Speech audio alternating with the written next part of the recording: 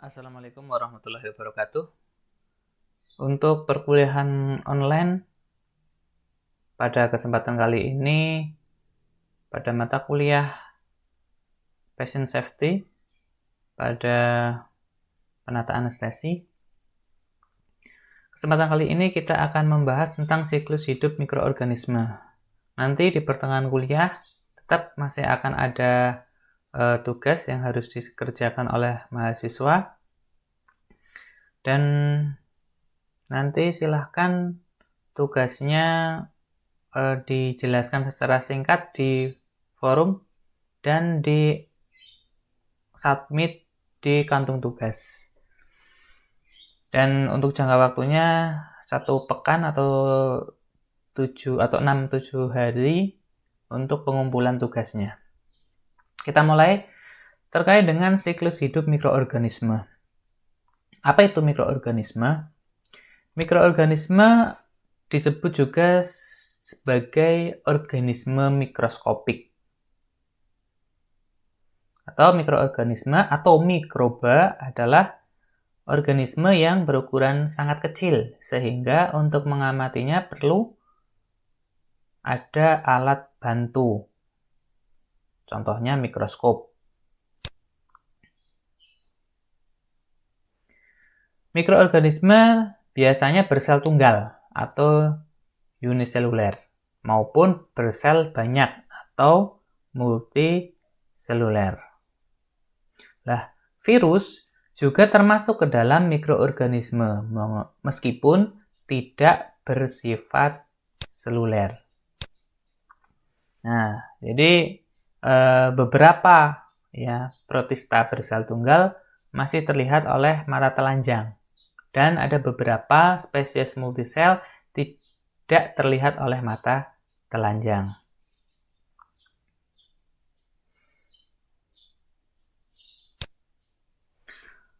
Bagaimana perkembangbiakan mikroorganisme? Perkembangbiakan mikroorganisme dapat terjadi secara seksual dan aseksual. Yang paling banyak terjadi adalah perkembangan aseksual atau vegetatif.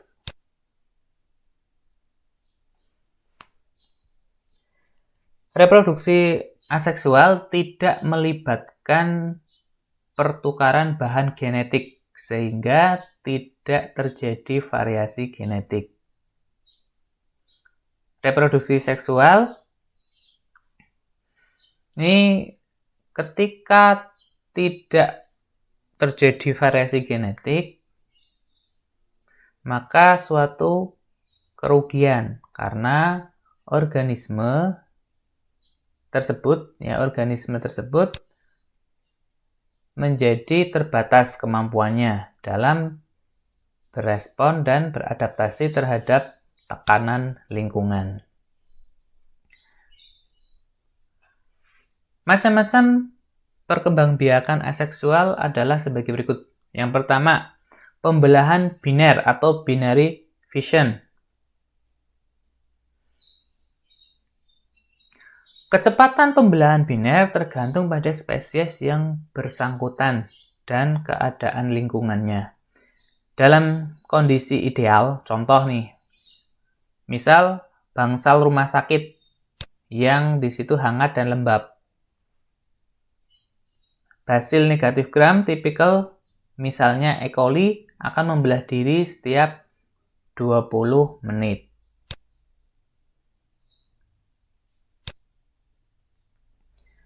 Nah, kuman lain misalnya pada Mycobacterium tuberculosis membelah dengan sangat lambat.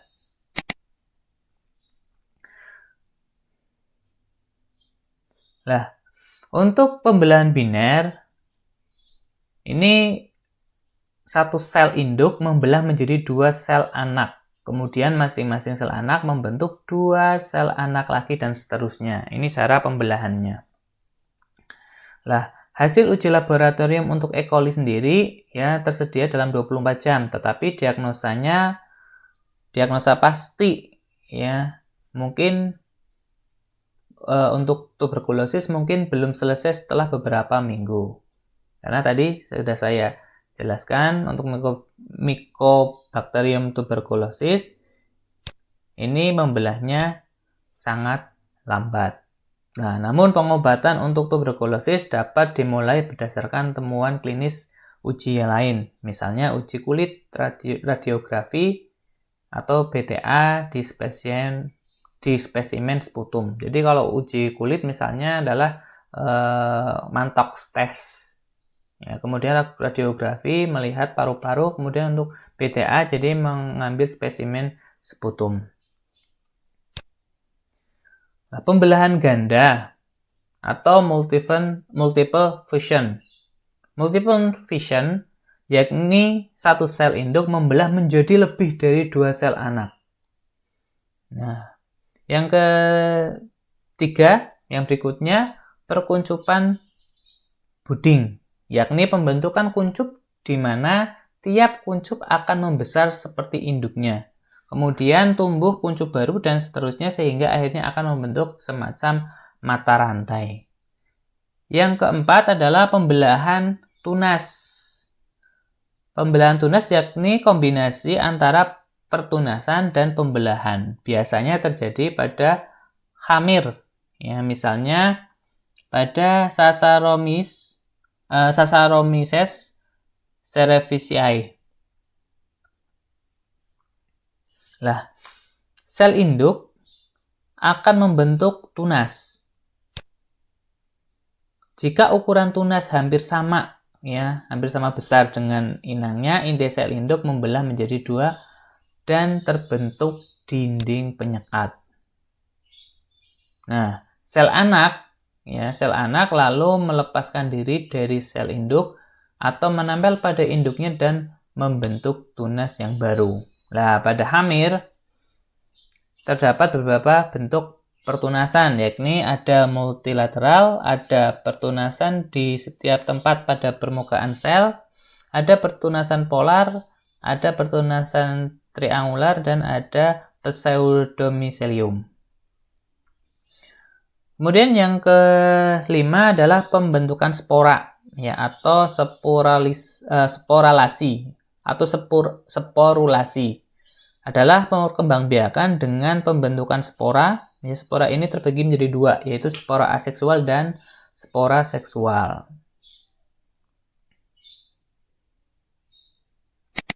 Selanjutnya, untuk perkembangan seksual. Perkembangbiakan seksual ini dapat terjadi secara oogami, anisogami, dan isogami. Nah, ini umumnya terjadi pada jamur dan mikroalga serta secara terbatas terjadi pada bakteri. Yang dapat terjadi tadi secara oogami. Oogami itu apa? Bila sel betina berbentuk telur. Sebentar.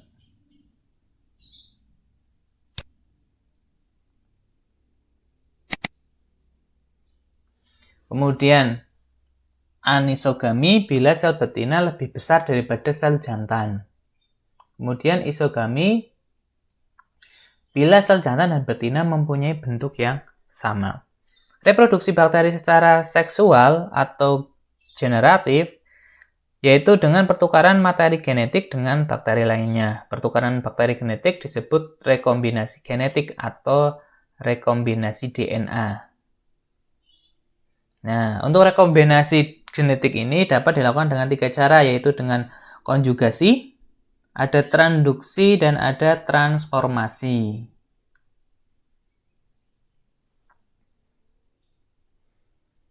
Konjugasi adalah pemindahan materi genetik berupa plasmid secara langsung melalui kontak sel dengan membentuk struktur seperti jembatan di antara 2 sel bakteri. Ya. Sedangkan transduksi ini pemindahan materi genetik satu sel bakteri ke sel bakteri yang lainnya. Kemudian kalau transformasi ini pemindahan sedikit materi genetik, ya bahkan satu gen saja dari satu sel bakteri ke sel bakteri lainnya. Kemudian perkembangbiakan virus. Nah, ini ada beberapa perkembangbiakan virus. Ya, jadi perkembangbiakan virus mempunyai arti yang penting agar mengetahui bagaimana virus ini masuk dan keluar dari sel.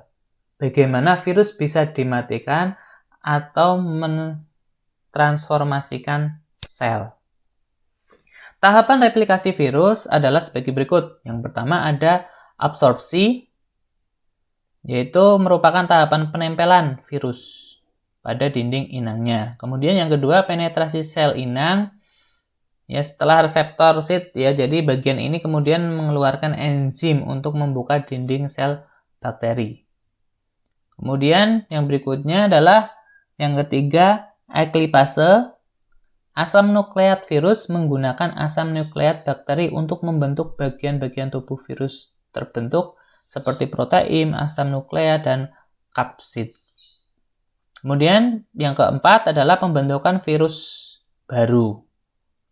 Nah, setelah bagian-bagian virus terbentuk, maka pada fase ini bagian-bagian akan digabungkan untuk menjadi virus yang baru. Jadi satu sel bakteri akan menghasilkan 100-300 virus baru. Dan yang kelima adalah pemecahan sel inang. Jadi akhir dari virus adalah pecahnya sel bakteri. Lanjut, yang berikutnya terkait dengan cara penularan mikroorganisme. Yang pertama bakteri. Untuk cara penularan bakteri yang pertama adalah dengan kontak. Jadi penyebaran lewat sentuhan misalnya ini bisa terjadi pada bakteri. Jadi penyebaran ini banyak, tidak hanya kontak ya, tetapi ada udara, ya, ada kontak, ya, dan lain sebagainya. Kita mulai dulu untuk kontak, ya. Kontak ini rute utama penyebaran kuman di rumah sakit dan juga mungkin di masyarakat. Di rumah sakit biasanya disebarkan terutama melalui tangan dari tenaga medis, ya, karena mereka sering menangani pasien dan peralatan sehingga terjadi peningkatan kemungkinan infeksi silang. Kemudian diperkirakan, ya, jadi seperti batuk, kemudian bersin, ini menyebabkan pengeluaran percikan ludah yang terinfeksi, yang mengendap di berbagai macam permukaan, ya, termasuk baju. Nah, untuk bakteri kemudian dipindahkan oleh tangan ke benda lain, ya, misalkan peralatan makan, minum, ya, pegangan pintu, ya, dan lain sebagainya. Nah, ini akhirnya kontak dengan korban baru sehingga tangan mereka kemudian tercemar. Nah, kalau sudah seperti itu, misalkan virus atau bakteri mencapai hidung atau konjungtiva, yang wajahnya tidak higienis, ya, yang jadi virus yang mencapai hidung, ya, dan konjungtiva saat wajah tersentuh ini tangan yang tidak higienis tadi karena ada bakteri, karena sebelumnya tidak cuci tangan. Nah, ini akhirnya sampai masuk ke saluran pernafasan bagian atas. Nah, kemudian yang berikutnya adalah penyebaran melalui udara. Penyebaran melalui udara terjadi hanya dalam jarak yang pendek atau patogen positif, gram positif, dan untuk infeksi virus misalnya cacar air. Nah, kajian ekstensif terhadap literatur memastikan bahwa infeksi silang melalui rute ini tidak lazim di luar lingkungan beresiko tinggi.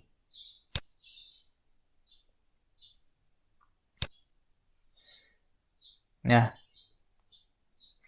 misal ini contohnya ada pada ruang operasi dan unit luka bakar. Ini contohnya.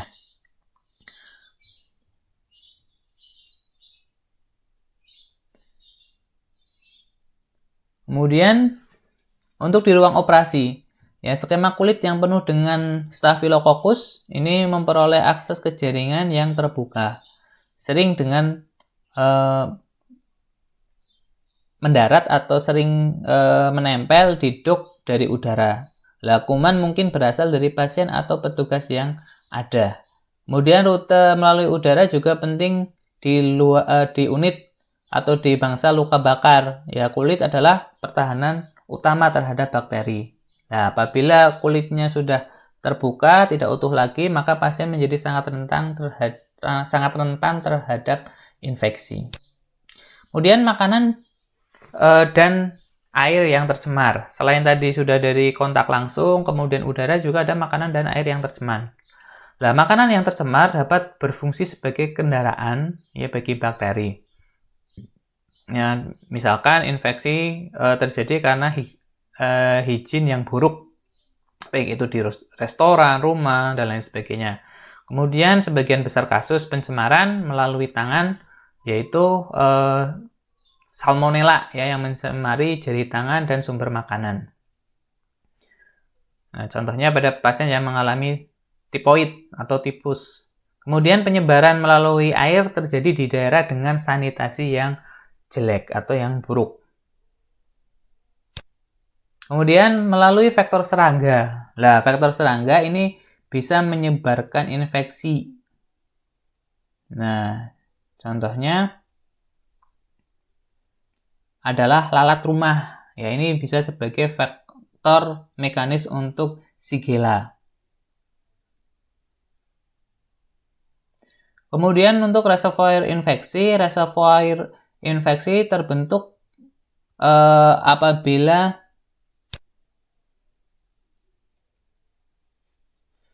kondisi yang menguntungkan mendorong pertumbuhan dan reproduksi sejumlah besar bakteri.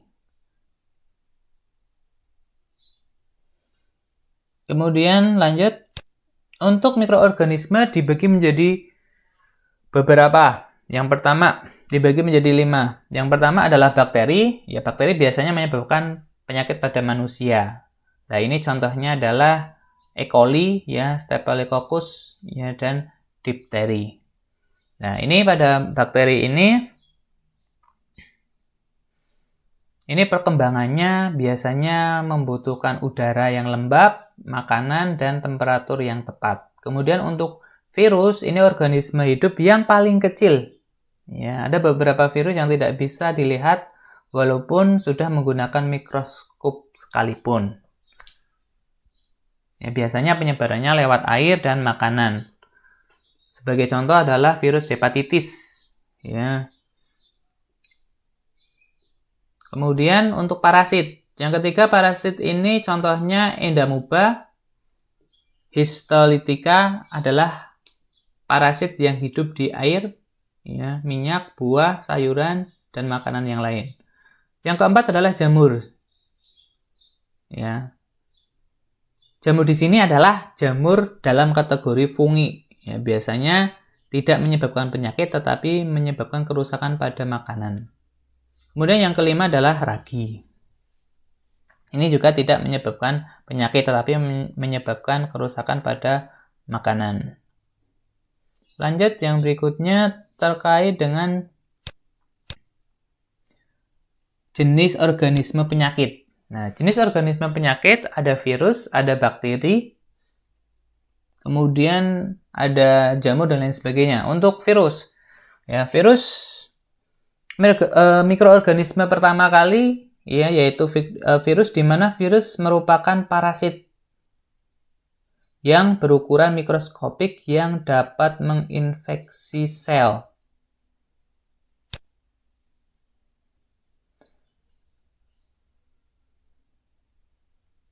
Kemudian virus disebut sebagai parasit ya karena virus tidak memiliki kemampuan untuk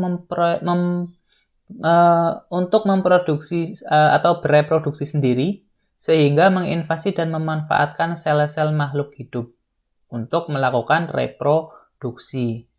Nah, jadi sampai saat ini pun tidak ada makhluk hidup yang mampu bertahan terhadap serangan virus, termasuk juga manusia.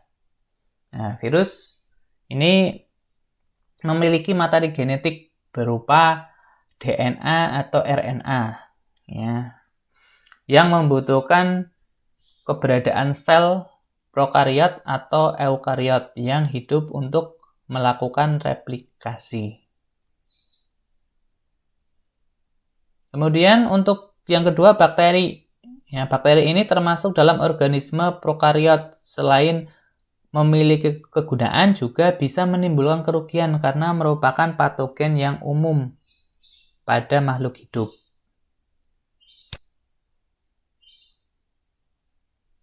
Contohnya manusia. Nah, ini contoh bakteri patogen seperti Pseudomonas aeruginosa yang dapat menginfeksi paru-paru sehingga menyebabkan kematian.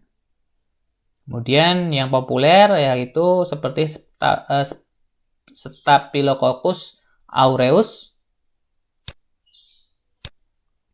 Ini merupakan mikroflora ya pada manusia. Kemudian bakteri mampu menduplikasi atau memperbanyak dirinya sendiri dengan jangka waktu kurang dari 20 detik. Nah, untuk bakteri sendiri ternyata dapat mengakibatkan penyakit atau gangguan kesehatan, baik yang kadarnya ringan maupun berat. Nah, ini pada bakteri sendiri bisa hinggap di manusia, hewan maupun tumbuhan. Nah, apabila masuk ke tubuh manusia, bakteri akan terus bertambah dan berpotensi untuk memproduksi zat kimia kuat yang dapat menghancurkan sel-sel tertentu dalam jaringan, sehingga membuat seseorang menjadi sakit. Yang berikutnya adalah fungi. Fungi atau jamur ini seperti mikroorganisme lainnya.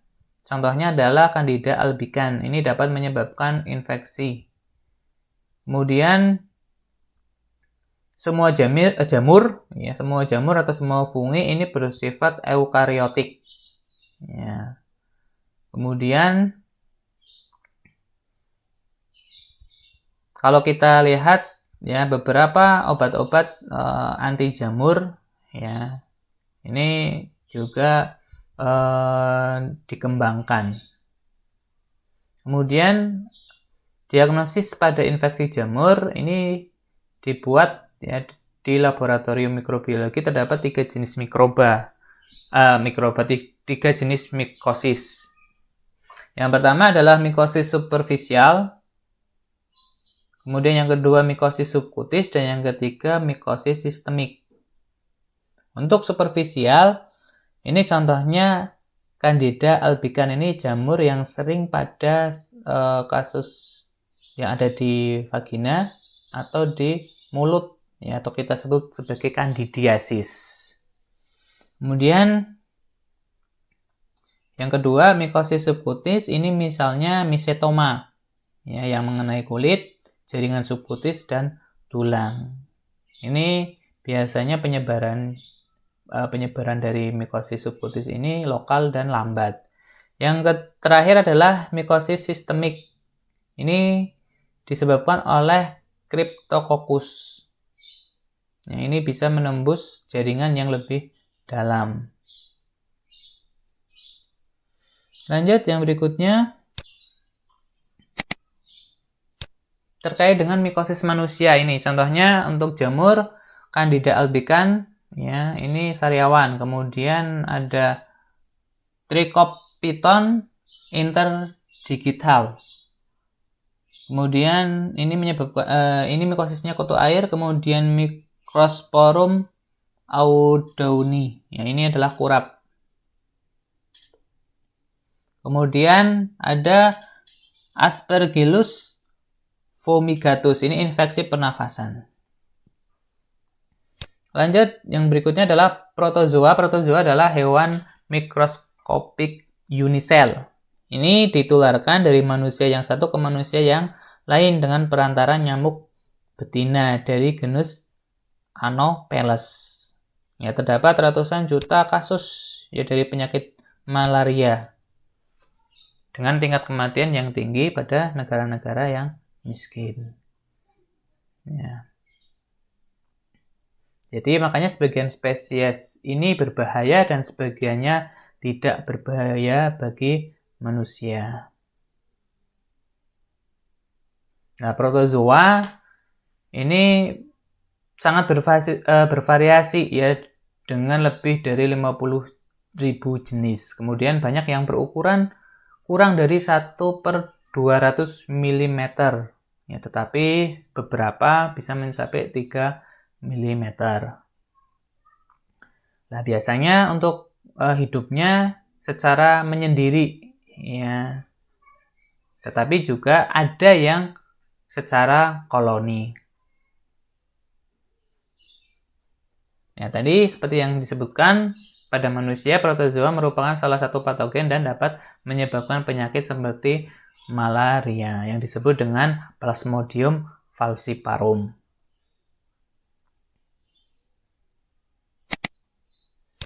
Ini beberapa protozoa patogenik.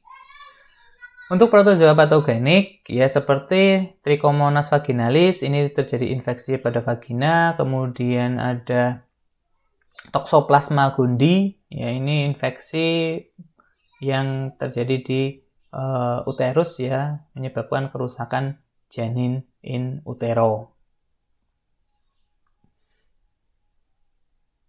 Dan beberapa penyakit lain. Kemudian ada Rickettsia chlamydia, kemudian ada Mycoplasma, ada cacing. Ya, untuk cacing misalkan ada cacing kremi. Ya, ini biasanya tidak ditularkan melalui kucing, anjing, atau hewan peliharaan. Nah, jadi manusia adalah satu-satunya penjamu. Kemudian yang lain ada cacing gelang ya, atau Ascaris lumbricoides. Ini diperkirakan menginfeksi lebih dari 1 juta lebih dari 1,472 juta manusia di seluruh dunia.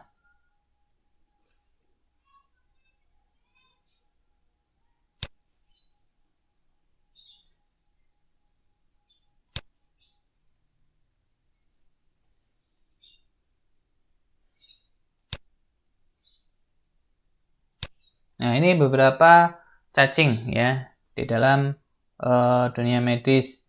Yang pertama ada Enterobius vermicularis atau cacing kremi, kemudian ada juga Taenia solium ya, cacing pita pada babi, ada Taenia saginata pada sapi. Selanjutnya, yang terakhir adalah bagaimana pencegahan infeksi. Nah, sebelum pencegahan infeksi, tugasnya adalah silahkan kalian mencari tentang bagaimana cara tentang bagaimana tanda-tanda pasien yang mengalami infeksi mikroorganisme. Ya, sekali lagi, untuk tugasnya adalah bagaimana tanda-tanda pasien atau orang yang terkena infeksi mikroorganisme. Oke, lanjut untuk pencegahan infeksi, dimulai dari kebersihan tangan, cuci tangan, ya, baik itu sebelum dan sesudah melakukan sesuatu, menggunakan APD, kemudian penanganan limbah atau sanitasi ya dan benda tajam, pengendalian lingkungan atau sanitasi, mohon maaf. Saya ulangi, untuk pencegahan infeksi yang pertama kebersihan tangan ya, atau mencuci tangan baik sebelum atau sesudah tindakan atau melakukan sesuatu, penggunaan alat pelindung diri, penanganan limbah ya dan benda tajam, dan pengendalian lingkungan atau sanitasi, perawatan pasien, penanganan linen ya, kemudian penyuntikan yang aman ya, kesehatan karyawan dan etika batuk. Ya, saya kira itu saja, semoga bermanfaat. Saya akhiri. Assalamualaikum warahmatullahi wabarakatuh.